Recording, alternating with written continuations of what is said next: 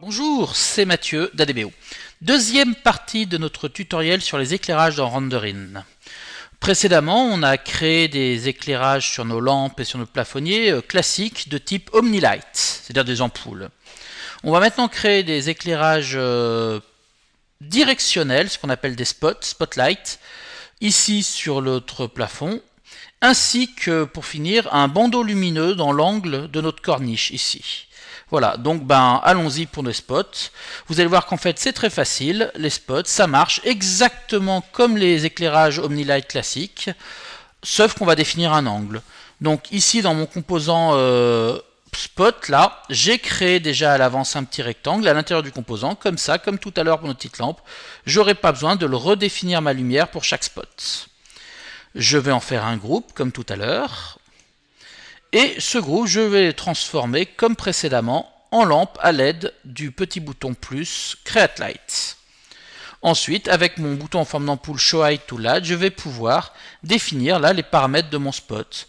La puissance, la couleur, le Shadow Softness sont exactement les mêmes types de réglages que pour un éclairage classique. La seule différence va se situer ici avec l'angle que je vais pouvoir définir. Par exemple, je vais mettre mon angle à 100. Je vais ressortir de mon groupe, reprendre une vue classique et régénérer mon aperçu, ce qui va me permettre de constater assez rapidement, j'espère, que j'ai créé ici des spots avec un angle à 100. D'accord ?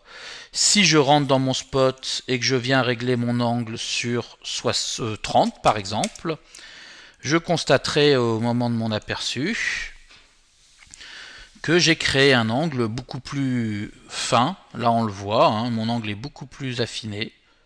D'ailleurs on le voit quasiment pas, là c'est pas terrible cet angle à 30. Je vais donc venir régler mon angle sur quelque chose qui me plaît mieux, par exemple 120. Voilà, je lance ma régénération. Voilà. En fait, le réglage des spots, vous allez voir, c'est assez facile. En dehors de cet angle qui est particulier au spot, tout le reste est exact et commun à tous les types d'éclairage.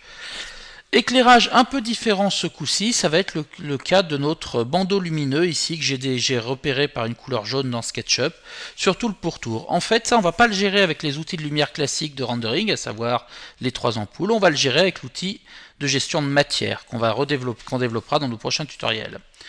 Pour ce faire, je vais commencer par sélectionner ma couleur jaune à l'aide de mon pot de peinture dans SketchUp et de ma pipette.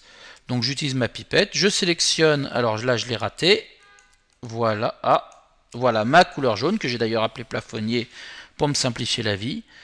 Et cette couleur, je vais pouvoir venir la modifier à l'aide du bouton en forme de pot de peinture de Renderin.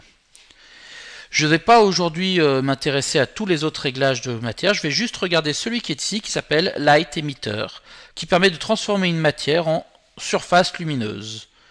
Je vais la mettre au maximum et tout de suite je vais voir dans mon aperçu l'aspect lumineux de ma matière jaune. Si la couleur jaune ne me plaît pas, je peux tout à fait venir dans SketchUp, dans la bibliothèque de matière, modifier ma matière plafonnier pour lui choisir une autre couleur, et cette couleur s'appliquera du coup à l'éclairage que j'ai créé. Voilà, là j'ai mis du bleu. Voilà pour ce deuxième tutoriel qui conclut notre travail sur les éclairages. Dans notre prochain tutoriel, on pourra travailler sur les matières de façon plus avancée.